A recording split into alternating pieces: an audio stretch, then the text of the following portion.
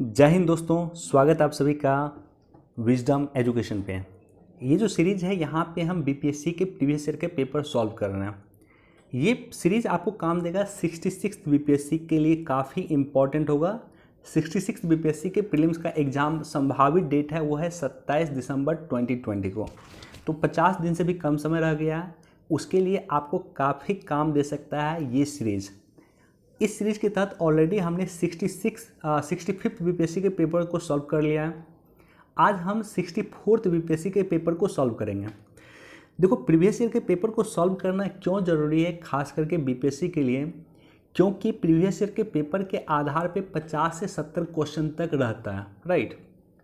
तो यहाँ पे ना सिर्फ हम सॉल्व करेंगे 64th बीपीएससी के प्रीवियस ईयर का पेपर, बल्कि आपको ये भी बता देंगे कि इस पेपर के आधार पे क्या इंपॉर्टेंट हो सकता है 66 बीपीएससी में। इसलिए इसको ध्यान से आप लोग देखना, ध्यान से सुनना, राइट। चलिए शुरुआत करते हैं। ओके, 64th बीपीएससी का जो पहला क्वेश्चन है वो है कि निम्नलिखित में किसका पीएच मान 7 होता है। तो जैसा कि आप सभी को जानकारी है कि पीएच मान जो है 7 से अगर कम होगा तो वो क्या होगा, वो होगा एसिडिक होगा, 7 से अधिक होगा तो वो बेसिक होगा। तो इस कॉन्सेप्ट पे एक क्वेश्चन जरूर आपसे पूछा जा सकता है। अगर 7 हो तो शुद्ध पानी का पीएच 7 हो सकता है, और उदासीन विलियम जो होगा इसका भी पीएच 7 हो सकता है। इसलिए इसका आंसर देखो, ए और बी दोनों आंसर है, इसलिए इसका आंसर होना चाहिए ई। तो ऑप्शन ई जो देता है उसका दो मतलब होता है, या तो उपयुक्त में से कोई नहीं, या तो उपयुक्त में से एक से अधिक। तो इसका आंसर एक से अधिक है, इसलिए इसका आंसर ई होना चाहिए। अब देखो क्वेश्चन नंबर 2, चलो, निम्नलिखित तत्वों में से किसमें न्यूट्रॉन नहीं होता है।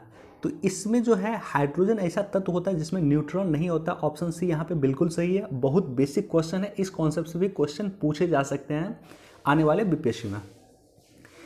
एंगस्ट्रॉम किसकी इकाई है। एक इकाई भी नॉर्मली बीपीएससी आपसे क्वेश्चन पूछता है, तो तरंगदैर्घ्य की इकाई जो है एंगस्ट्रॉम है। ऑप्शन ए बिल्कुल सही है। आवृत्ति को मापा जाता है, ऑप्शन ए बिल्कुल सही है। हर्ट्ज में आवृत्ति को नापा जाता है, हर्ट्ज में, राइट। अब देखो डीएनए की खोज किसने किया। तो यहाँ पे डीएनए का जो खोज किया है कोई भी ऑप्शन सही नहीं है। इसका आंसर हो गया ई आंसर है, क्योंकि इसमें से कोई आंसर सही नहीं है। डीएनए का खोज किया है फ्रेडरिक मिशर ने किया था, 1869 में डीएनए का खोज किया था। हालांकि डीएनए नाम किसी और ने दिया है, लेकिन कोई भी ऑप्शन सही नहीं है। इसके बावजूद 66 बीपीएससी के लिए आपको जेम वाटसन और ट्रिक के बारे में जानकारी होना चाहिए, जिन्होंने डीएनए के डबल हेलिक्स मॉडल की खोज की थी। क्वेश्चन नंबर 6 देखो, ट्राइग्लिसराइड क्या है। तो ट्राइग्लिसराइड जो है वसा होता है, तो ये आपको जानकारी होना चाहिए। वसा ट्राइग्लिसराइड होता है। जो हार्ट के पेशेंट होते हैं उसको कहा जाता है वसा का सेवन नहीं करना चाहिए। देखो ईसीजी होता है, नॉर्मली ईसीजी का प्रयोग कहाँ होता है, हृदय के लिए नापने के लिए ईसीजी का प्रयोग होता है। आप देखोगे किसी के अगर हृदय का कोई प्रॉब्लम है जाएगा तो उसको ईसीजी लगाएगा, लेकिन यहाँ पे ऑप्शन ईसीजी नहीं है, ईईजी है। तो ईईजी का जो प्रयोग होता है वो मस्तिष्क के लिए होता है। ऑप्शन डी यहाँ पे बिल्कुल सही है। अब देखो शरीर के तापक्रम को नियंत्रित कौन करता है। तो हाइपोथैलेमस, हाइपोथैलेमस शरीर के तापक्रम को नियंत्रित करता है। ऑप्शन बी यहाँ बिल्कुल सही है। क्वेश्चन नंबर 9, कौन से कथन सही है। तो क्वेश्चन नंबर 9 का ऑप्शन बी यहाँ पे बिल्कुल सही है कि लाल प्रकाश का तरंगदैर्घ्य बैगनी प्रकाश से अधिक होता है। लाल का सबसे अधिक होता है और बैगनी का सबसे कम होता है। अब देखो क्वेश्चन नंबर 10, ये फार्मूला आपको याद होना चाहिए। इस फार्मूला पे अगर आप कन्वर्जन करोगे, सेल्सियस को कैसे फ़ारेनहाइट में बदला जाता है, सेल्सियस को कैसे केल्विन में बदला जाता है, तो ये फार्मूला अगर आपको बेसिक जानकारी है तो इसको आप निकाल लोगे। ऑप्शन यहाँ पे ए बिल्कुल सही है। 40 डिग्री सेंटीग्रेड जो होगा 104 डिग्री फ़ारेनहाइट होगा। तो ये फार्मूला याद रख लेना। इस फार्मूला पे बेसिस पे आगे आगामी एग्जाम में आपसे पूछा जा सकता है। क्वेश्चन नंबर 11, विद्युत शक्ति की इकाई क्या है। तो विद्युत शक्ति को जो मापा जाता है वो वाट में मापा जाता है। ऑप्शन डी यहाँ पे बिल्कुल सही है। क्वेश्चन नंबर 12, विद्युत मोटर में जो है ऑप्शन सी यहाँ बिल्कुल सही है, विद्युत ऊर्जा को यांत्रिक ऊर्जा में बदला जाता है। तो मेरी कोशिश रहेगी 1 घंटा के अंदर ही इसको टोटल रिवाइज कर दिया जाए आप लोग के लिए। अब देखो मानव शरीर में लगभग 70% पानी होता है। ऑप्शन ए यहाँ पे बिल्कुल सही है। क्वेश्चन नंबर 14, विद्युत धारा निम्नलिखित में किस उपकरण से नापी जाती है? तो विद्युत धारा को जो नापा जाता है वो एमीटर से नापा जाता है। ऑप्शन बी यहाँ पे बिल्कुल सही है। तो इस तरह से एक क्वेश्चन आपको ये भी देगा कि किस की इकाई क्या है, नापने की इकाई क्या है, right. Question number 15, green house gas का मुख्य घटक क्या है? तो ऑप्शन ए है कार्बन डाइऑक्साइड, ऑप्शन बी है नाइट्रस ऑक्साइड, ऑप्शन सी है मीथेन या ऑप्शन डी है ओजोन। दैनिक जागरण के न्यूज एनालिसिस में भी हम इसको डिस्कस करते हैं कि इसमें एक से अधिक आंसर है। कार्बन डाइऑक्साइड भी इसका आंसर है, नाइट्रस ऑक्साइड भी है, ओजोन भी है, मीथेन भी है। तो ऑप्शन ई यहाँ पे बिल्कुल सही है। क्वेश्चन नंबर 16, आइंस्टीन को नोबेल प्राइज किस कार्य के लिए मिला था? तो क्वेश्चन नंबर 16 का जो आंसर है वो डी है, प्रकाश विद्युत प्रभाव, यानी E = mc²। ओके,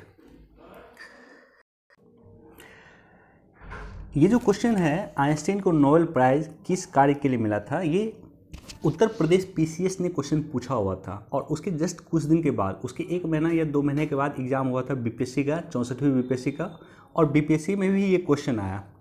इसलिए अगर आप 66वीं बीपीएससी का एग्ज़ाम देने वाले हैं तो यूपीएससी का क्वेश्चन देख लीजिए, जो यूपीएससी का एग्ज़ाम हुआ अभी प्रीलिम्स का, और साथ ही साथ उत्तर प्रदेश पीसीएस का या अन्य हिंदी माध्यम का जो पीसीएस का एग्ज़ाम हुआ है जहाँ पे भी, उसका क्वेश्चन ज़रूर देख लीजिए। उससे आपको क्वेश्चन 1 या 2 क्वेश्चन आ सकता है 66वीं बीपीएससी में। अगर होगा तो मैं यहीं पे एनालिसिस करवा दूंगा उत्तर प्रदेश पीसीएस के क्वेश्चन का, और यूपीएससी के 2020 के क्वेश्चन का मैंने एनालिसिस नहीं किया है, वो भी मैं यहाँ पे करवा दूंगा। बाकी यूपीएससी के 2019 से लेकर के 15 तक के पेपर का एनालिसिस हमारे चैनल पे आपको मिल जाएगा। अब देखो क्वेश्चन नंबर 17, कोशिका के शक्ति का स्रोत क्या है? ऑप्शन बी यहाँ पे बिल्कुल सही है, माइटोकॉन्ड्रिया कोशिका के शक्ति का स्रोत है। एड्स किसके कारण होता है? बहुत ही इजी क्वेश्चन है, विषाणु के कारण होता है। ऑप्शन सी यहाँ पे बिल्कुल सही है। आर्द्रता को किस उपकरण से नापा जाता है, मापा जाता है? तो हाइग्रोमीटर, ऑप्शन बी यहाँ पे बिल्कुल सही है, हाइग्रोमीटर से आर्द्रता को, ह्यूमिडिटी को मापा जाता है। दाब की इकाई क्या है? तो न्यूटन प्रति वर्ग मीटर दाब की इकाई है। ऑप्शन ए यहाँ पे बिल्कुल सही है। तो ये क्वेश्चन जो 20 क्वेश्चन हुआ, ये सारा का सारा क्वेश्चन साइंस से क्वेश्चन रिलेटेड था।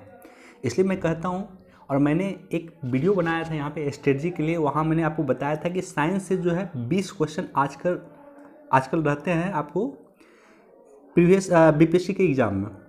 तो बीपीएससी का जो प्रीलिम्स होता है उसमें लगभग फिक्स होता है कि साइंस का 20 क्वेश्चन पूछना ही पूछना है। चलो अब क्वेश्चन नंबर 21 से जो क्वेश्चन स्टार्ट हो रहा है वो करंट से शुरू हो रहा है। अब ये क्वेश्चन का एनालिसिस मैं कर रहा हूँ यहाँ पे, लेकिन इसका जो है बहुत ज़्यादा रिलेवेंट नहीं होगा 66वीं बीपीएससी में।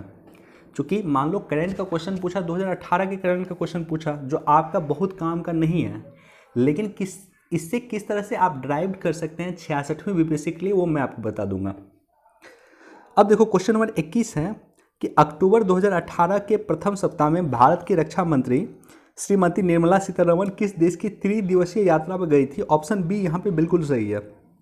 तो इससे आप ऐसे ड्राइव करो कि हमारे देश के रक्षा मंत्री, हमारे देश के वित्त मंत्री या हमारे देश के होम मिनिस्टर अगर किसी अन्य देश की यात्रा पे गए हैं, या कोई अन्य देश के जो है प्राइम मिनिस्टर अगर हमारे देश की यात्रा पे आया है, तो उसका नाम याद रख लेना, कहाँ पे गए हैं, कौन हमारे देश में आया, इसकी जानकारी आपको होना चाहिए। पिछले 1 वर्ष में भारत में जो भी लीडर, विदेशी लीडर इंडिया आया है, और साथ ही साथ भारत के लीडर जो विदेश गए हैं, उसकी जानकारी आपको होना चाहिए।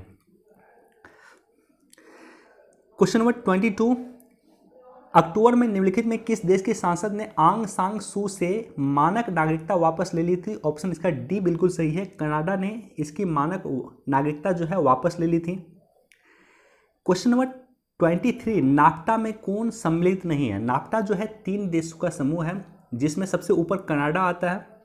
आप देखोगे नॉर्थ अमेरिका का अगर आप मैप देखोगे तो उसमें कनाडा सबसे ऊपर आता है, बीच में यूएसए आता है, और सबसे नीचे आता है मैक्सिको। तो इन तीनों देशों का समूह है नाफ्टा। तो निश्चित तौर पे इसका आंसर हो गया ऑप्शन ए, ग्रेट ब्रिटेन इसका पार्ट नहीं है। और नाफ्टा के बारे में भी कई बार हमने अपने चैनल पे यहाँ पे डिस्कस किया। अब देखो क्वेश्चन नंबर 22, सितंबर 2018 में भारत ने किस देश के साथ मोबिलाइज योर सिटी समझौता पे हस्ताक्षर किया था? तो ये फ्रांस है। फ्रांस हमारा बहुत जगह सहयोगी है, और यहाँ पे भी फ्रांस के साथ हमने समझौता किया था। पाणिनि भाषा प्रयोगशाला का उद्घाटन कहाँ पे किया गया था? हमारे देश की विदेश मंत्री थी सुषमा स्वराज जी, जिनका निधन हो गया है।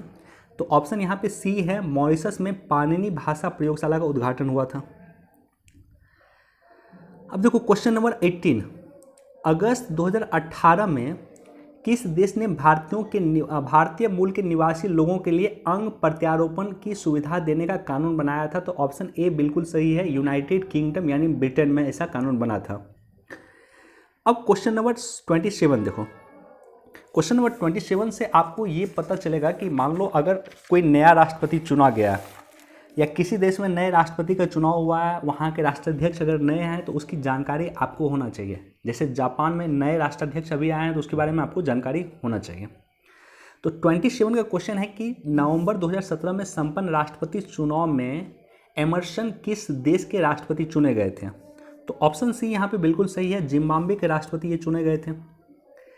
क्वेश्चन नंबर 28, किस देश में विगत 2 वर्षों में लागू आपातकाल को जुलाई 2018 में समाप्त कर दिया गया था? तो ऑप्शन सी यहाँ पे टर्की बिल्कुल सही है। क्वेश्चन नंबर 19, ये भी करंट का क्वेश्चन है कि जून 2018 में पोलियो के प्रकोप के कारण किस देश में आपातकाल की घोषणा हुई? ऑप्शन ए पपुआ गिनी बिल्कुल सही है। क्वेश्चन नंबर 30, 29 सितंबर 2018 को बांग्लादेश को हराकर भारत ने कुल कितनी बार क्रिकेट का एशिया कप जीता था? क्वेश्चन नंबर 30 का आंसर बी सही है, 7वीं बार। टफ क्वेश्चन इसको कह सकते हो, करंट का टफ क्वेश्चन ये है।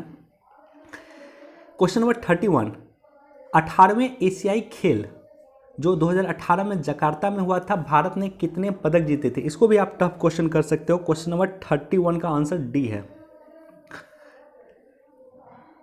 अब देखो क्वेश्चन नंबर 32, अगस्त 2018 में एटीएफ के रूप में बायोफ्यूल का प्रयोग करने वाली प्रथम भारतीय विमानन कंपनी कौन सी थी? काफ़ी चर्चा में था उस समय में कि बायोफ्यूल के माध्यम से विमान चलना शुरू की थी, तो वो थी स्पाइस जेट। क्वेश्चन नंबर 33, जून 2018 में भारत की महत्वाकांक्षी परियोजना अटल भूजल योजना के लिए विश्व बैंक ने कितनी राशि मंजूरी की थी? ये हमने कई बार डिस्कस किया।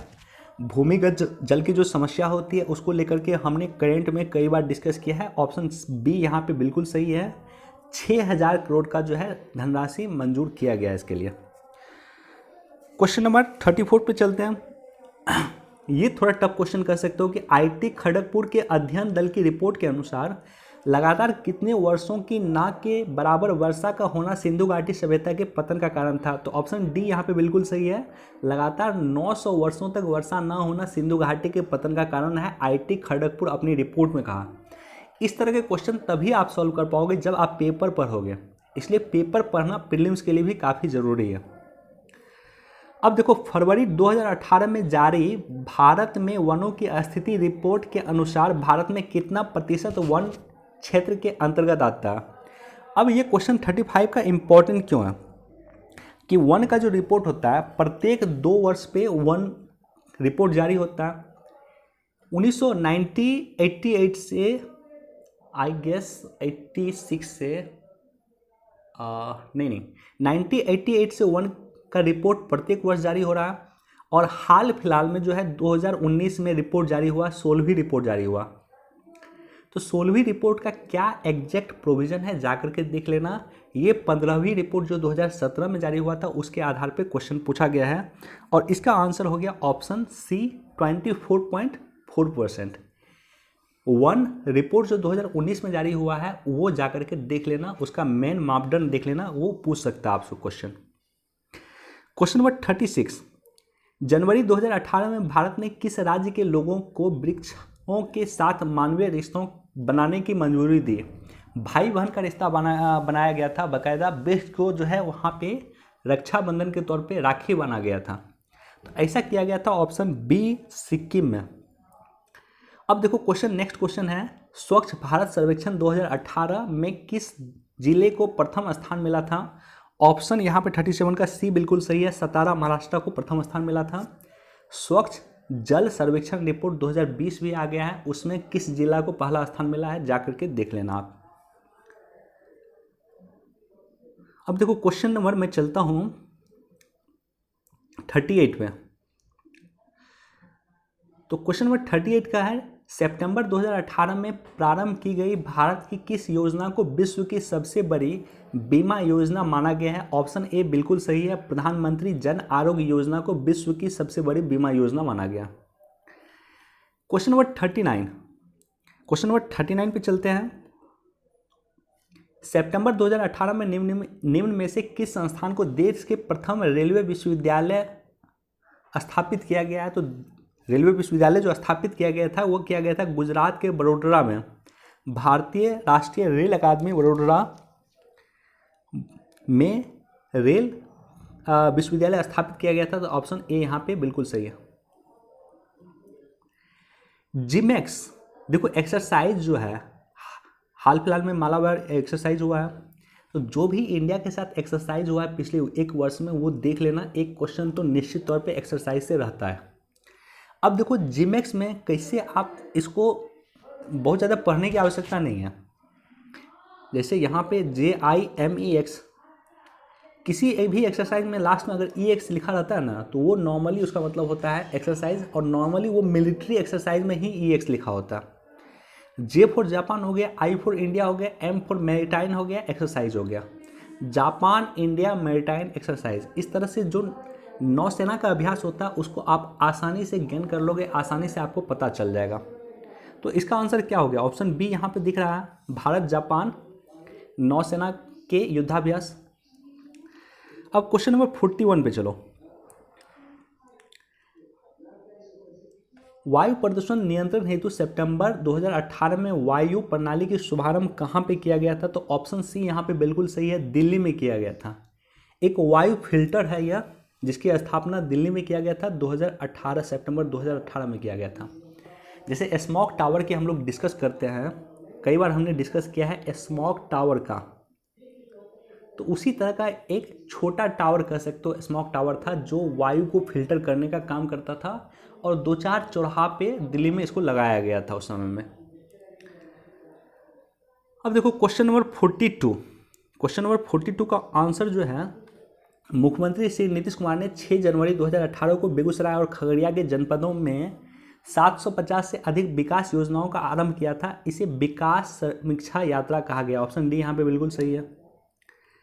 क्वेश्चन नंबर 43 देखो, 16 मार्च 2018 को उप मुख्यमंत्री श्री सुशील मोदी ने बिहार में किस नगर में जो है स्टार्टअप हब बनाया था? तो स्टार्टअप हब कहाँ बना था? तो ये पटना में ही बनाया था। ऑप्शन सी यहाँ पे बिल्कुल सही है। क्वेश्चन नंबर 22, 22 मार्च 2018 को बिहार राज्य के 106वें स्थापना दिवस के अवसर पे पटना में नील के धब्बे नामक पुस्तक का विमोचन किया था। तो ये वेंकैया नायडू उपराष्ट्रपति थे, इन्होंने ही किया था। ऑप्शन ए यहाँ पे बिल्कुल सही है। तो देखो इससे क्या है कि कुछ नए मान लो पुस्तक का विमोचन हुआ है जिसको राष्ट्रपति ने किया है, उपराष्ट्रपति ने किया है या मुख्यमंत्री वगैरह ने किया है, तो उसके बारे में आपको जानकारी होना चाहिए। अब देखो ये चर्चा में था क्वेश्चन नंबर 45, मधेपुरा में लोकोमोटिव फैक्ट्री जो है निर्मित भारत की सबसे शक्तिशाली रेल विद्युत सामर्थ्य जो इंजन है वो 12,000 हॉर्स पावर का है। ऑप्शन डी यहाँ पे बिल्कुल सही है। अब देखो क्वेश्चन नंबर 46, स्वच्छाग्रहियों से राष्ट्रीय सम्मेलन जो प्राइम मिनिस्टर मोदी ने किया था, स्वच्छाग्रह के लिए एक राष्ट्रीय सम्मेलन का आयोजन किया था, वो मोतिहारी में किया था। क्यों किया था? कि 100 वर्ष हो गए थे चंपारण सत्याग्रह को। उसके बाद चंपारण सत्याग्रह यानी चंपारण का क्षेत्र यानी मोतिहारी में प्राइम मिनिस्टर मोदी ने स्वच्छाग्रहियों के लिए एक राष्ट्रीय सम्मेलन का आयोजन किया था, जिसमें देश भर में जो स्वच्छाग्रही हैं, जो स्वच्छता के लिए काम करते हैं, उनको बुला करके सम्मानित किया गया था या संबोधित किया गया था। क्वेश्चन नंबर 47 का देखो आप, क्वेश्चन नंबर 47 का जो आंसर है वो है एक ड्रिल हुआ था, एक इमरजेंसी आधार में मॉक ड्रिल हुआ था। इसका अभ्यास किया गया था पटना के एयरपोर्ट पे किया गया था, जिसे लोक नायक जयप्रकाश नारायण एयरपोर्ट कहा गया। ऑप्शन बी यहाँ पे बिल्कुल सही है। क्वेश्चन नंबर 48, दिसंबर 2017 में से फरवरी 2018 के मध्य 4G सिग्नल की उपलब्धता में पटना को 20 शहरों में पहला स्थान मिला था। ऑप्शन ए बिल्कुल सही है। सुलभ इंटरनेशनल सुलभ इंटरनेशनल के जो मालिक हैं वो बिहार के ही हैं, राइट। तो सुलभ इंटरनेशनल ने बिहार के किस नगर में सस्ती जल पेयजल उपलब्ध कराने के लिए सुलभ जल प्रोजेक्ट का आरंभ किया था? तो सुलभ जो शौचालय है या सुलभ इंटरनेशनल जो है उसके मालिक बिहार के भागलपुर दरभंगा के हैं, सॉरी। तो इन्होंने दरभंगा में ही सुलभ जल प्रोजेक्ट प्रारंभ किया था, जो सबसे सस्ती दरों पे जो है पानी देने का काम करता था, स्वच्छ पानी देता था। तो ऑप्शन सी यहाँ पे बिल्कुल सही है। क्वेश्चन नंबर 50 पे अब चलते हैं, राइट। क्वेश्चन नंबर 50 पे चलते हैं। तो क्वेश्चन नंबर 50 का जो है आंसर है डी है, ई है, सॉरी 50 का आंसर ई है, इनमें से कोई नहीं। मुख्यमंत्री कन्या उत्थान योजना के बारे में पूछा है, कोई भी स्टेटमेंट मैच नहीं करता है, आंसर ई है इसका।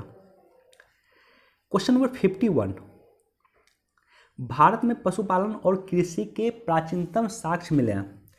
तो ये जो क्वेश्चन है, अब देखो 20 क्वेश्चन अगर आप देखोगे, ट्रेंड देखोगे तो 20 क्वेश्चन जो इनिशियली था वो था साइंस का क्वेश्चन। उसके बाद नेक्स्ट 30 क्वेश्चन जो पूछा गया है वो पूछा गया है आपको करंट का क्वेश्चन, टोटल 50 क्वेश्चन हो गए हैं। अब क्वेश्चन हिस्ट्री का शुरू हो गया। तो पहला जो क्वेश्चन है 51 का, प्राचीनतम साक्ष्य जो मिले हैं वो मेहरगढ़ से मिले हैं। पशुपालन का प्राचीनतम साक्ष्य जो मिले हैं कृषि और पशुपालन का, वो मेहरगढ़ से मिले हैं, जो वर्तमान में पाकिस्तान में है। भगवान बुद्ध के महापरिनिर्वाण के बाद पहली बौद्ध संगति का आयोजन कहाँ हुआ था? तो एक तो राजगीर में, ए आंसर बिल्कुल सही है, लेकिन आपकी जानकारी के लिए प्रथम बौद्ध संगति, द्वितीय बौद्ध संगति, तृतीय बौद्ध संगति, चतुर्थ बौद्ध संगति, 4 बौद्ध संगति हुआ है, जिसके बारे में आपको जानकारी होना चाहिए। और साथ ही साथ हर्षवर्धन के समय में 5वीं बौद्ध संगति, 5वीं बौद्ध संगति जो हुआ है वो भी हुआ है, इसके बारे में भी आपको जानकारी होना चाहिए, राइट। तो पांचों के बारे में आपको जानकारी होना चाहिए, कब हुआ है, इसकी अध्यक्षता किसने किया है, और इसमें मेन क्या क्या काम हुआ है, तो इसका जानकारी आपको होना चाहिए। और प्रत्येक वर्ष बीपीएससी में यहाँ से क्वेश्चन पूछा जाता है। इनमें से किसने सर्वप्रथम व्यापक पैमाने पर स्वर्ण मुद्रा का प्रचलन किया था? तो विम कर्टपिसस ने किया था, ऑप्शन सी यहाँ पे बिल्कुल सही है। अब देखो, इनमें से किसने पहली बार यह व्याख्या की थी कि पृथ्वी जो है, पृथ्वी के अपनी तरफ धुरी पर घूमने के कारण प्रतिदिन सूर्योत्तर और सूर्यास्त होता है। तो पृथ्वी अपने अक्ष पे घूमती है और उस घूमने के कारण सूर्य का उदय होता है और सूर्य का सूर्यास्त होता है। तो ये किसने कहा था? तो ये कहा था आपको आर्यभट्ट ने, ऑप्शन ए यहाँ पे बिल्कुल सही है। क्वेश्चन नंबर 54 का आंसर आर्यभट्ट। क्वेश्चन नंबर 55, सुवर्ण भूमि का वह राजा कौन था जिसने नालंदा में एक बौद्ध विहार की स्थापना की तथा उसके रखरखाव हेतु अपने दूत देवपाल को 5 गांव दान में दिया था? तो क्वेश्चन नंबर 55 का आंसर है ऑप्शन सी बालदेवपुत्र, राइट। तो क्वेश्चन नंबर 55 का आंसर है Baladevaputra, option C. Question number 56, Periplus of the Erythraean Sea के लेखक कौन है? तो इसके अज्ञात लेखक है, जिसकी जानकारी किसी को नहीं है, ऑप्शन ई यहाँ पे बिल्कुल सही है। क्वेश्चन नंबर 57, बिहार पे बख्तियार खिलजी के हमले का पहला विवरण जो मिल रहा है वो मिलता है तबकात ए नासरी में, ऑप्शन यहाँ पे बी बिल्कुल सही है, तबकात ए नासरी, जिसे मिनहाज ने लिखा था। तो ऑप्शन बी यहाँ पे बिल्कुल सही है। किसने लिखा था? मिनहाज ने इसको लिखा था। मिनहाज ए सिराज कहा जाता है उसे, उसने इस किताब को लिखा था। क्वेश्चन नंबर 58, किस सुल्तान ने जमीन की फसल की नपाई का आधा राजस्व के रूप में प्राप्त करने का दावा किया था? तो क्वेश्चन नंबर 58 का आंसर सी होता है अलाउद्दीन खिलजी ने ऐसा दावा किया था कि जितना फसल आप उगाइएगा उसका 50% आपको जो है राजस्व देना होगा, राइट।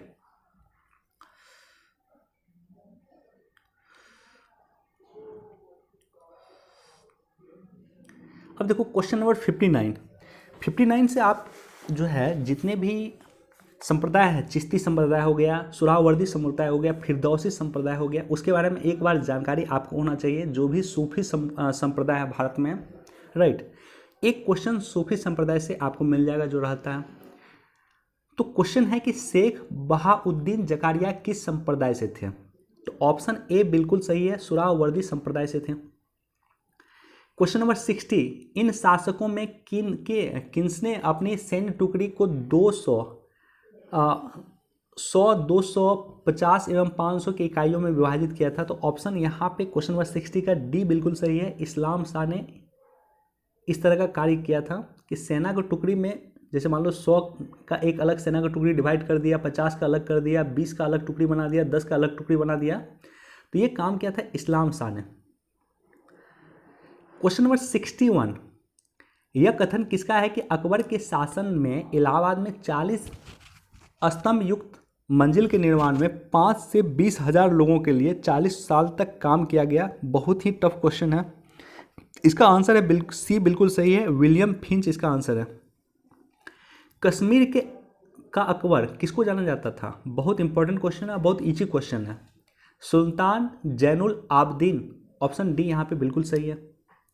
क्वेश्चन नंबर 63, फरेजी आंदोलन की शुरुआत किसने की है? ऑप्शन ए बिल्कुल सही है। प्रीवियस ईयर का अगर आप पेपर देखोगे तो ये क्वेश्चन पहले भी आया था और ये क्वेश्चन बाद में भी आ सकता है। फरेजी आंदोलन काफ़ी इंपॉर्टेंट होता है, कौन कौन इससे जुड़ा हुआ है उसके बारे में आपको जानकारी होना चाहिए। Poverty and un British rule in India, question number 64, answer है दादा भाई नौरोजी। बहुत इजी क्वेश्चन है और साथ ही साथ दादा भाई नौरोजी के बारे में जाकर के देख लेना, इसके बारे में क्वेश्चन पूछता ही पूछता है। लिबरल पार्टी से जो है ये चुनाव जीते थे, ब्रिटेन के लिबरल पार्टी से ये हाउस ऑफ कॉमन्स में चुनाव जीते थे, फिन्सबरी से इन्होंने चुनाव लड़ा था। ये क्वेश्चन भी पूछा हुआ। क्वेश्चन नंबर 65, बंगाल और बिहार में भूमि पर किराएदारों के अधिकार को बंगाल किराएदारी अधिनियम कब स्वीकार किया गया? तो क्वेश्चन नंबर 65 का आंसर सी है, 1885 में। क्वेश्चन नंबर 66, बिहार कब भारत में एक स्वतंत्र प्रदेश बना था? तो 1912 में ये स्वतंत्र प्रदेश बना था। आंसर यहाँ पे डी बिल्कुल सही है, बंगाल से बिहार को अलग किया गया था 1912 में। क्वेश्चन नंबर 67 पे चलते हैं, गांधी जी को चंपारण किसने आमंत्रित किया था? तो ऑप्शन बी यहाँ पे बिल्कुल सही है, राजकुमार शुक्ल।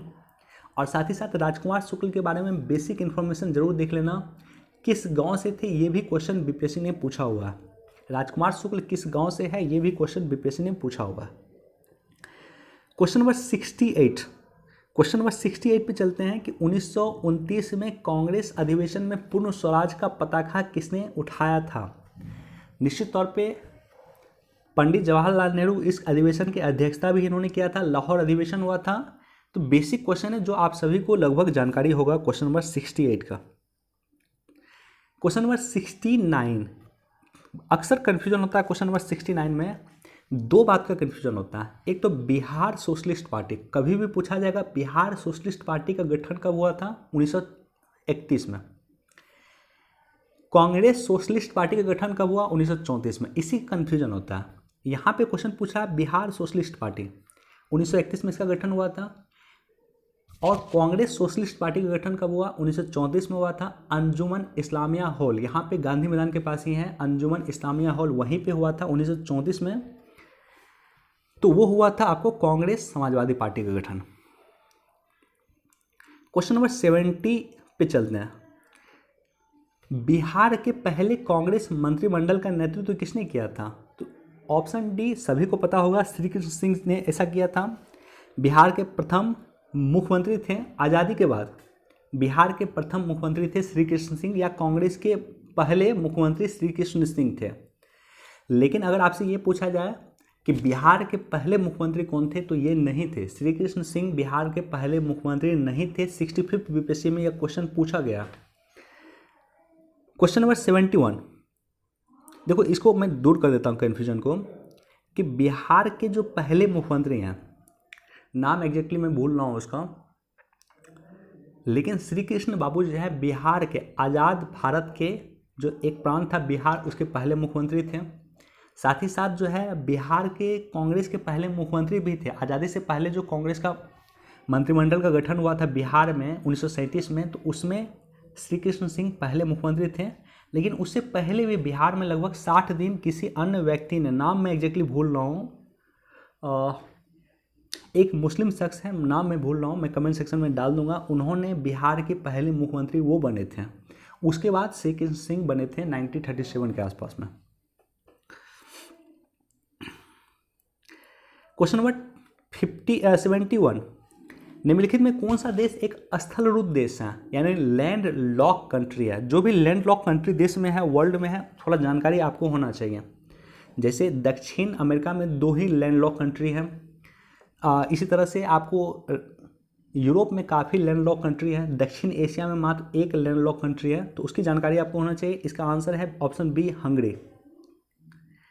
सबसे बड़ा द्वीप क्षेत्रफल में कौन सा है, बहुत ही इंपॉर्टेंट क्वेश्चन। बोर्नियो द्वीप, ऑप्शन ए बिल्कुल सही है। बोर्नियो द्वीप पे 3 देश की सीमाएं मिलती है। बोर्नियो द्वीप का मैप जाकर के देख लेना, 3 देश यहाँ पे, एक तो इंडोनेशिया है, दूसरा आपको मलेशिया, और तीसरा जो कंट्री है उसका नाम आपको कमेंट सेक्शन में हमें बताना है कि बोर्नियो देश पे तीसरा कौन सा देश है जिसकी पूरी सीमा जो सिर्फ बोर्नियो देश पे ही है। इंडोनेशिया और मलेशिया की सीमा अन्य जगह भी है, बोर्नियो द्वीप के अलावा भी इनकी सीमा है, लेकिन जो तीसरा देश है उसकी सीमा महज बोर्नियो द्वीप पे ही है। तो ऑप्शन ए यहाँ पे बिल्कुल सही होता है।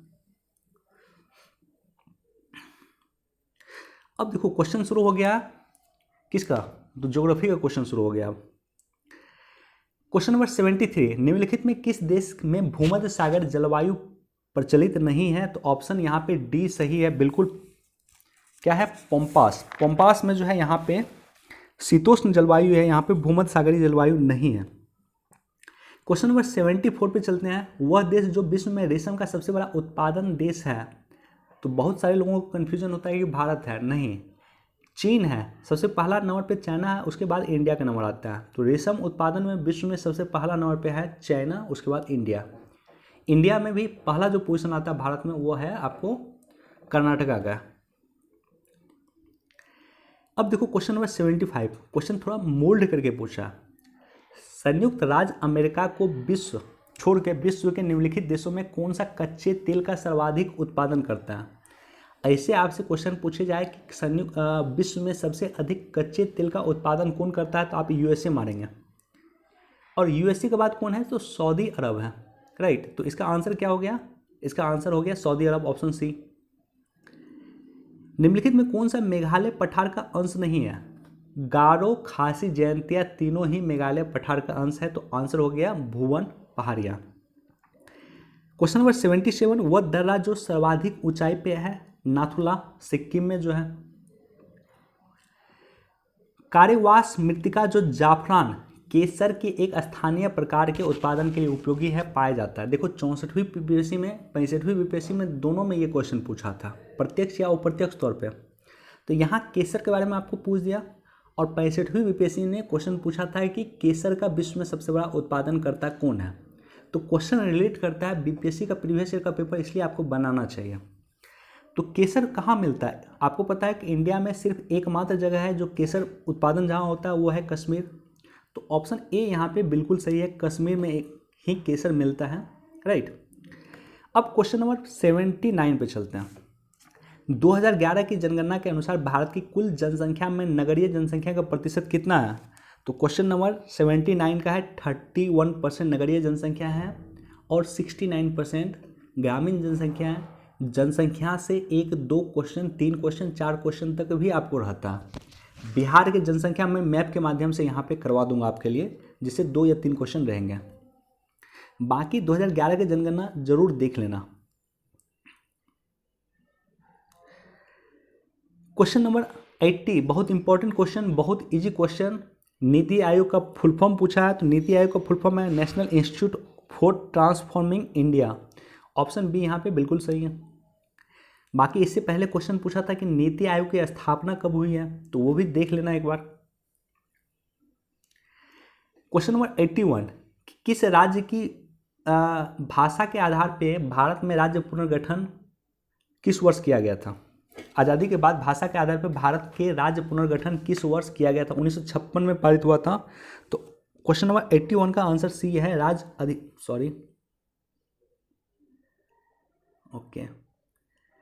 राजभाषा अधिनियम जो है 1956 में पारित हुआ था। फजल अली आयोग बना था 1953 में, 1953 में। रिपोर्ट सबमिट किया 55 में। 1956 में जो है एक्ट बन गया था, राजभाषा अधिनियम, राज्य पुनर्गठन अधिनियम बना था, सॉरी। और इसी राज्य पुनर्गठन अधिनियम के आधार पे सबसे पहला राज्य जो बना था वो आंध्र प्रदेश बना था, राइट। भारत में निम्नलिखित में किस राज्य को चीनी का कटोरा कहा जाता है? उत्तर प्रदेश को चीनी का कटोरा कहा जाता है, ऑप्शन ए बिल्कुल सही है।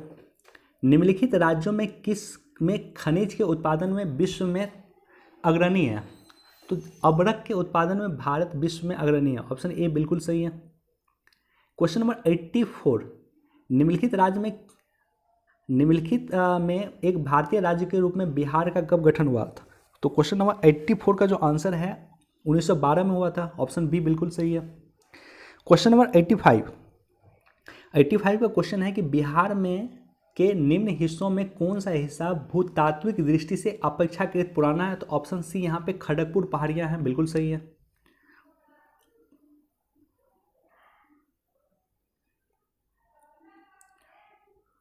ओके, क्वेश्चन नंबर 86, जब बिहार का मैप आप देखोगे तो ये क्वेश्चन जो है आप मैप के माध्यम से ही देख सकते हो, ऐसे आपको ये क्वेश्चन पता नहीं चलेगा।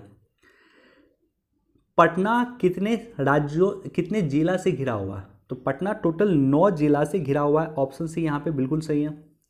बिहार का अधिकांशतः क्षेत्र जो है आच्छादित है वो कछारी मिट्टी से है, बिल्कुल सही है, ऑप्शन बी।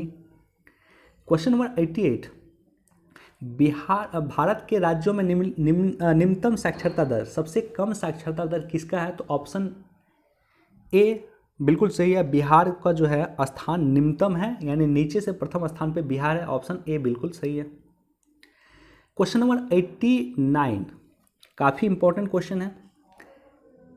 भारत के राज्यों में जूट उत्पादन की दृष्टि से बिहार का कौन सा स्थान है? तो सबसे पहला स्थान है वेस्ट बंगाल का, दूसरा स्थान है बिहार का। साथ ही साथ बिहार में किस जिला का पहला स्थान है जूट उत्पादन में, दूसरा स्थान है, तीसरा स्थान है, इसकी जानकारी आपको होनी चाहिए। क्वेश्चन नंबर 80, बिहार के किस प्रकार के उद्योग की प्रत्याशा एवं संभावनाएं हैं? तो बिहार कृषि आधारित उपयोग की संभावनाएं हैं, ऑप्शन डी यहाँ पे बिल्कुल सही है। सर्वोच्च न्यायालय के न्यायाधीश अपने पद से त्यागपत्र किसको लिख के दे सकता है? राइट, देखो अब क्वेश्चन आ रहा है हमारा जो है पॉलिटी का क्वेश्चन हम इन कर रहे हैं, तो किस तरह से क्वेश्चन चेंज हो रहा है, पैटर्न भी मैंने आपको बताया। अब क्वेश्चन हम पॉलिटी पे इन कर रहे हैं। तो सर्वोच्च न्यायालय का न्यायाधीश जो है त्यागपत्र देगा वो राष्ट्रपति को देगा, ऑप्शन ए बिल्कुल सही है। पिछड़ा जाति आयोग के प्रथम सभापति, क्वेश्चन नंबर 92 का अगर देखोगे तो वो थे काका साहब कालेकर, ऑप्शन बी यहाँ पे बिल्कुल सही है। क्वेश्चन नंबर 93, राज्य लोक सेवा आयोग के अध्यक्ष किसके द्वारा नियुक्त किया जाता है? ऑप्शन जो राज्य लोक सेवा का अध्यक्ष होगा उसकी जो नियुक्ति होगी वो राज्यपाल के द्वारा होगा। तो क्वेश्चन नंबर 93 का राज्यपाल है, लेकिन राज्य लोक सेवा आयोग के अध्यक्ष को अगर हटाएगा तो वो राष्ट्रपति हटाएगा। बहुत बेसिक डिफरेंस है, नियुक्ति इसको राज्यपाल करता है, हटाता है इसको राष्ट्रपति। लोकसभा के सदस्य चुने जाने के लिए एक व्यक्ति की आयु मिनिमम कितना होना चाहिए? 25 वर्ष होना चाहिए, ऑप्शन सी बिल्कुल सही है। किस राज्य का राज्यपाल नियुक्त किया जाता है? किसी राज्य का राज्यपाल नियुक्त किया जाता है राष्ट्रपति के द्वारा, ऑप्शन सी यहाँ पे बिल्कुल सही है। क्वेश्चन नंबर 96 का देख लो, ये देखो इस बार भी चर्चा में बना हुआ। क्यों चर्चा में बना हुआ? कि 104वां संविधान संशोधन जो पारित हुआ था और इसको पारित करके लोकसभा में जो अनुसूचित जाति के जो रिजर्वेशन था अनुसूचित जातियों के लिए उसको 10 साल के लिए बढ़ा दिया गया। और 104वां संविधान संशोधन के द्वारा आर्टिकल 331 के तहत जो एंग्लो इंडियन का प्रावधान था, एंग्लो इंडियन के चुनाव का प्रावधान था राष्ट्रपति के द्वारा, उसको समाप्त कर दिया गया है और 333 के प्रावधान को भी समाप्त कर दिया गया। इसको थोड़ा ध्यान से देख लेना, इसका आंसर ए है 330, आर्टिकल 330। अब क्वेश्चन नंबर 97 चलो, राष्ट्रपति क्या है? संसद का एक हिस्सा है। आर्टिकल 79 में मैंने बताया कि संसद का 3 हिस्सा है, एक हिस्सा है लोकसभा, एक हिस्सा है राज्यसभा और तीसरा हिस्सा है राष्ट्रपति। तो तीनों हिस्सा मिला करके संसद बनता है। संसद, राष्ट्रपति, लोकसभा और राज्यसभा तीनों मिलाकर के बनता है। अब क्वेश्चन नंबर 98 पे चलते हैं। निम्नलिखित में से कौन सा अनुच्छेद पंचायत के गठन के लिए राज्य को निर्देश देता है?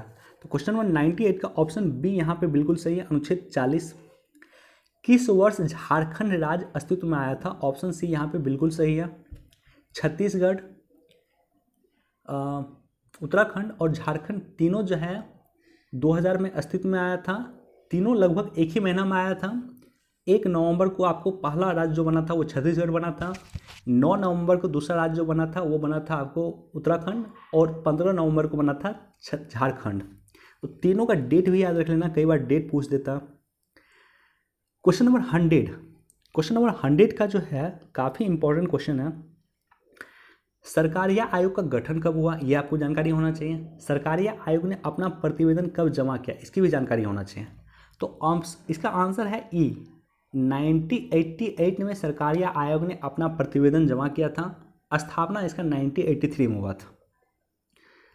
क्वेश्चन नंबर 101, निम्नलिखित में किस अनुच्छेद के अंतर्गत वित्त आयोग के गठन का प्रावधान किया गया? ऑप्शन ए बिल्कुल सही है, आज भी हमने डिस्कस किया है अपने न्यूज एनालिसिस में। अनुच्छेद 280, भारत के महान्यायवादी निम्नलिखित में किसके द्वारा नियुक्त होता है? तो ऑप्शन बी यहाँ पे बिल्कुल सही है, राष्ट्रपति के द्वारा। और नॉर्मली आपको एक जानकारी देखो, बेसिक जानकारी, अगर आपको जानकारी नहीं है कुछ, मान लो आपको कुछ जानकारी नहीं है उस टॉपिक के बारे में, तब आप ये जानकारी याद रख लेना कि कोई भी संवैधानिक पद अगर है जिसका संविधान में जिक्र है तो नॉर्मली उसकी नियुक्ति राष्ट्रपति करता है, राइट। संवैधानिक पद है, संविधान में उसका जिक्र है, उसकी नियुक्ति नॉर्मली राष्ट्रपति करता है। तो इसका आंसर क्या हो गया? ऑप्शन बी यहाँ पे राष्ट्रपति। ये ट्रिक्स है जो ट्रिक्स कहीं पे आप यूज कर सकते हैं, हालांकि ये हमेशा सही नहीं होता, ये जरूरी नहीं कि ये हमेशा सही हो।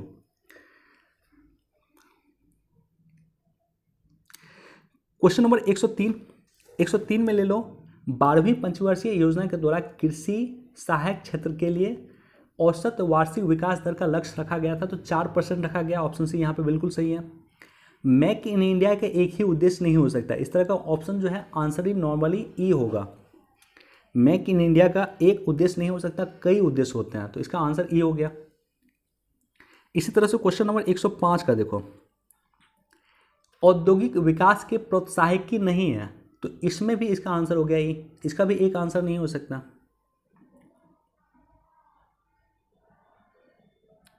क्वेश्चन नंबर 106 देखो, पूरा का जो कॉन्सेप्ट था, ये कॉन्सेप्ट यानी ग्रामीण क्षेत्र में नगरीय सुविधा प्रदान करना। गांव से नगर में पलायन क्यों हो रहा है? गांव से, क्योंकि गांव में सुविधा नहीं मिल रही है, तो गांव में वो सारी सुविधा दिया जाए जो आपको नगर जाने से आपको रोक दे। तो ये कॉन्सेप्ट दिया था APJ अब्दुल कलाम साहब ने, इसका आंसर ए बिल्कुल सही है।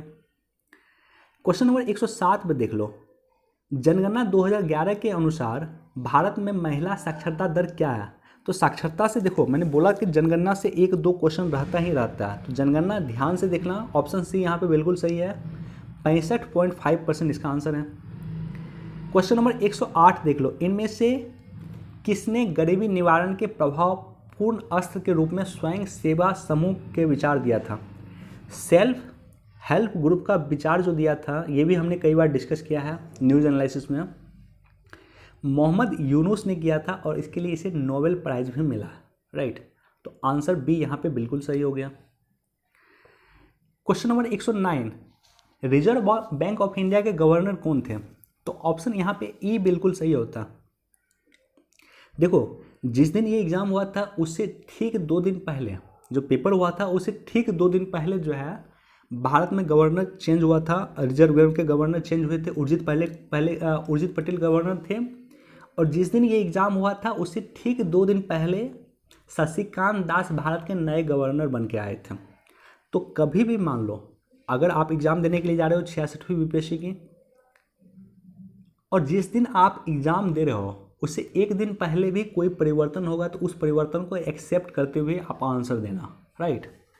जैसे मान लो, अगर मान लो जब आप एग्ज़ाम दे रहे हो 27 तारीख को एग्ज़ाम है, 27 दिसंबर को, 26 दिसंबर को मान लो भारत के रिजर्व बैंक के गवर्नर चेंज हो जाते हैं, और ऑप्शन में अगर आपको दे देगा शशिकांत दास, तो आप उसको गलत मानना, राइट।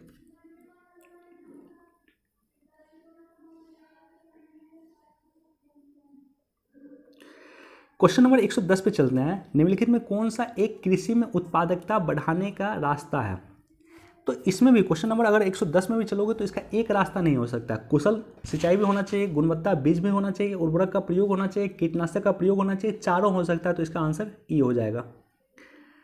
अब देखो क्वेश्चन नंबर 111, मनरेगा का उद्देश्य है, इसका भी एक उद्देश्य नहीं हो सकता, तो इसका आंसर ई हो गया। इस तरह का ट्रिक्स नॉर्मली आप अपना सकते हो।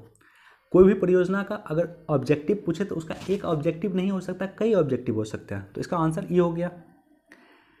क्वेश्चन नंबर 112 का देखो, 112 का जो है संघीय बजट 2017-18 में अभीष्ट उद्देश्यों में सम्मिलित नहीं है, तो ऑप्शन सी यहाँ पे बिल्कुल सही है। भारत में शिक्षित करना ये उसमें सम्मिलित नहीं था 2017-18 के बजट में। क्वेश्चन नंबर 113 पे चले जाओ, तो हरित क्रांति जो आया है उसमें सबसे इम्पोर्टेंट रोल जो वर्णन करता है, बीज, अच्छा बीज आया है, अच्छा उर्वरक आया है, जल का टेक्नोलॉजी आया है, तीनों मिलाकर के हरित क्रांति को मेजर रोल प्ले किया है। हरित क्रांति में बीज, उर्वरक और जल तकनीक, इसका आंसर डी हो गया। नीति आयोग के अध्यक्ष सीईओ हैं, वर्तमान में भी ये सीईओ हैं, अमिताभ कांत जी जो हैं वर्तमान में अभी तक नीति आयोग के सीईओ बने हुए हैं। ऑप्शन ए बिल्कुल सही है। 115, भारतीय जनगणना 2011 के अनुसार निम्न राज्यों में किसका एक का जनसंख्या घनत्व तो सर्वाधिक है? बिहार का भाई 1106 है, राइट। भारतीय जनगणना 2011 के अनुसार बिहार में लिंगानुपात 918 लिंगानुपात बिहार में है। देखो ऑप्शन 116 का ऑप्शन सी यहाँ पे बिल्कुल सही है। 64वीं बीपीएससी ने पूछा भारत लिंगानुपात पूछा बिहार में, 65वीं बीपीएससी ने पूछ दिया कि शिशु लिंगानुपात पूछ दिया, राइट।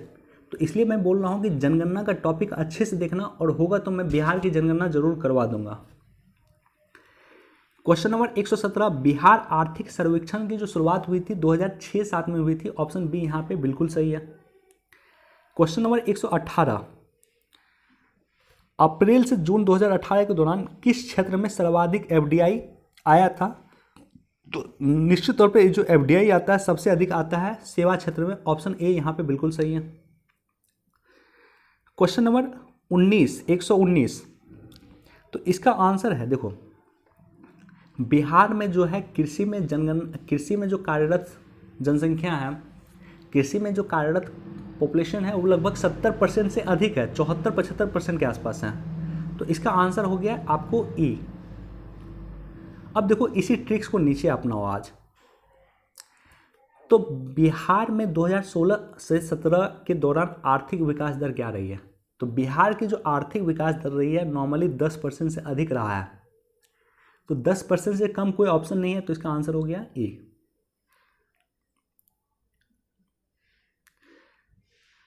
अब देखो क्वेश्चन नंबर 121 पे चलते हैं हम लोग।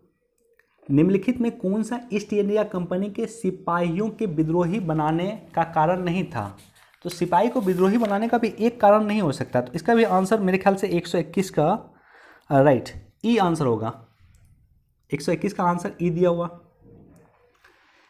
अब देखो 122, क्वेश्चन नंबर 122, मुगल बादशाह बहादुर शाह जफर के बारे में चांदनी चौक से पालम बहुत फेमस कहावत भी है कि चांदनी चौक से पालम तक ही इसका जो है क्षेत्र सीमित था, मतलब बहुत कम क्षेत्र पे ये शासन किए हैं। ऑप्शन ए बिल्कुल सही है। ईस्ट इंडिया कंपनी निम्नलिखित में किसे अंग्रेज ईस्ट इंडिया कंपनी के कंट्रोल के खिलाफ बगावत नहीं किया है?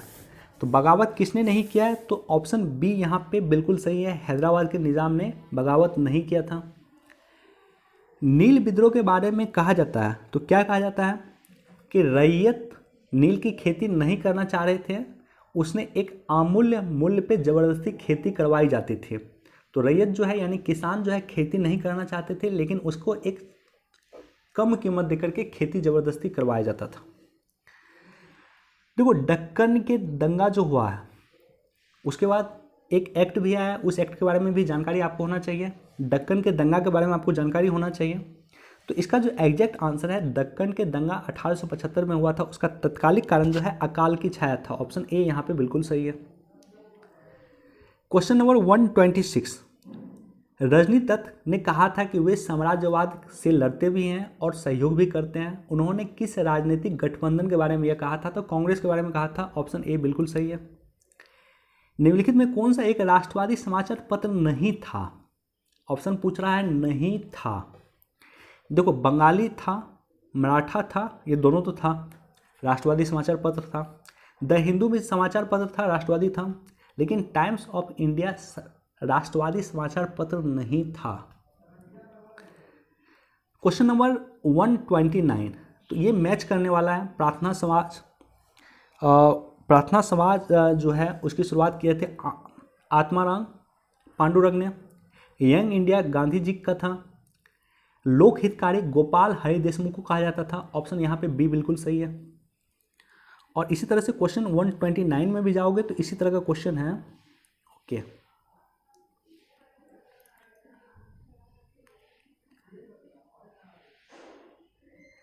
देखो, द हिंदू किसने लिखा? तो द हिंदू लिखा है जी सुब्रमण्यम अय्यर ने। केसरी जो है बाल गंगाधर तिलक ने लिखा है। बंगाली जो है सुरेंद्रनाथ बनर्जी ने लिखा है। इसका आंसर डी हो जाएगा। तो मैच द फॉलोइंग था एक तरह से। क्वेश्चन नंबर 130, बाल गंगाधर को लोकमान्य तिलक के नाम से जाना जाता है। बीपीएससी ने इसका ऑथराइज जो आंसर दिया है उसमें इसे सी माना है, यानी सरकार ने रेंड ए मर्डर केस के बाद जो है बाल गंगाधर तिलक को अभियुक्त बनाया था। इसे जेल की सजा हुई थी, 18 महीने जेल हुआ था। तो इसी समय में इसका नाम बढ़ गया लोकमान्य तिलक।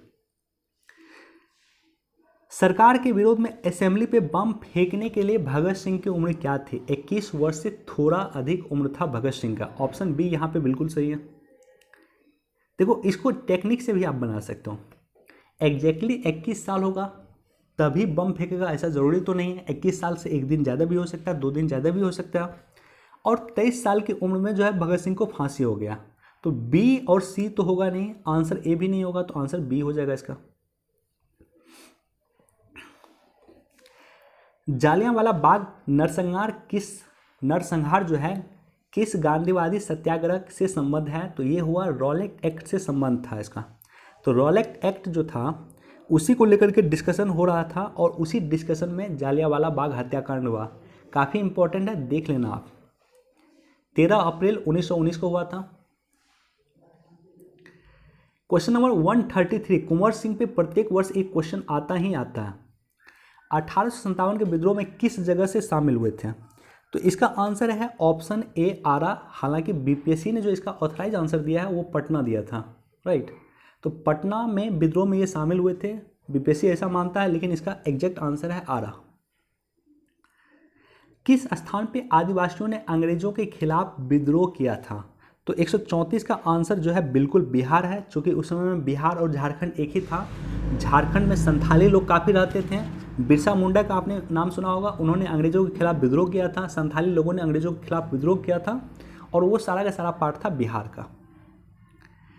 देखो, व्हाइट मैन बर्डन कहा जाता है।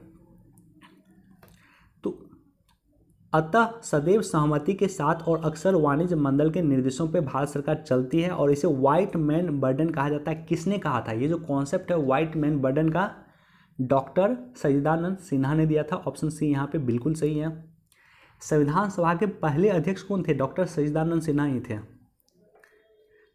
तो ये अस्थायी सदस्य थे, अस्थायी अध्यक्ष थे संविधान सभा के, लेकिन संविधान सभा के अस्थायी अध्यक्ष जो रहे हैं वो रहे हैं doctor Rajendra Prasad.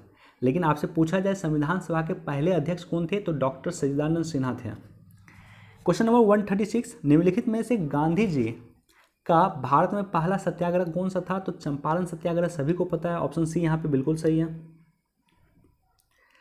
Question number 137 का देखो, गांधी जी के असहयोग आंदोलन में लोगों को शराब से परहेज करने का आग्रह किया गया। फलस्वरूप सरकार के राजस्व में भारी कमी आई। एक प्रदेश की सरकार ने लोगों को फिर से शराब पीने के लिए प्रेरित करने के लिए प्रमुख व्यक्तियों की एक सूची प्रकाशित की जो शराब पीते थे। उस प्रदेश का नाम बताइए। तो ऑप्शन बी यहाँ पे बिल्कुल सही है, बिहार। क्योंकि बिहार में शराबबंदी भी हुआ था, तो इसलिए भी ये क्वेश्चन लाजमी था।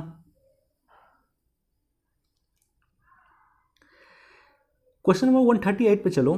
तो 138 का जो क्वेश्चन है कि नमक सत्याग्रह के दौरान जो है बिहार में एक कर का विरोध हो रहा था, तो इस कर का नाम था चौकीदारी कर।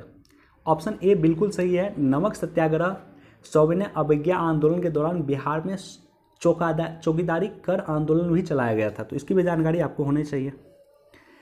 क्वेश्चन नंबर 139, फरवरी 1938 में बिहार की चुनी गई सरकार ने किस कारणवश इस्तीफा दिया था? तो 139 का जो एग्जैक्ट आंसर है वो है ऑप्शन डी, राजनीतिक बंदियों को छोड़ने के कारण या उसका प्रेशर डालने के कारण जो है इसमें इस्तीफा दिया गया था, राइट। क्वेश्चन नंबर 140, बिहार किसान सभा से जुड़े हुए थे, तो इसका देखो, इसका आंसर एक आंसर नहीं होगा, इसका अनेक आंसर हो सकता है, इसका बहुत सारा आंसर हो सकता है। चूंकि इसमें मान लो सहजानंद सरस्वती भी जुड़े हुए थे, इसमें राहुल संकीर्तन भी जुड़े हुए थे, कयानंद शर्मा भी जुड़े हुए थे, यदुनंदन शर्मा भी जुड़े हुए थे, तो इसका आंसर हो जाएगा ए। तो चलो 140 क्वेश्चन हमने सॉल्व किया, 10 क्वेश्चन मैथ का हम सॉल्व नहीं कर रहे हैं, तो मुझे लगता है कि आपको एक बेसिक आइडिया इससे आ गया होगा कि 66वीं बीपीएससी में क्या क्वेश्चन पूछा जाता है। जैसे किसान का आंदोलन है, बिहार के किसान का आंदोलन है, उससे एक क्वेश्चन रहता है। जैसे मैंने आपको बताया था कि कांग्रेस समाजवादी पार्टी और बिहार समाजवादी पार्टी, इससे एक क्वेश्चन रहता है। तो ये बेसिक आइडिया मैंने क्वेश्चन के हिसाब से कोशिश किया पोर्ट्रे करने का। इसके साथ ही साथ मैं 63वीं का क्वेश्चन, 60 से 62वीं का क्वेश्चन, 2 ईयर का क्वेश्चन और सॉल्व करवा दूंगा। अगर आपको अच्छा लगेगा तो फिर मैं कुछ सेट भी आपके लिए लेकर आऊँगा। चलिए, बहुत बहुत धन्यवाद। बीपीएससी की खास करके जो तैयारी कर रहे हैं उनके साथ जरूर शेयर कर दें। Thank you.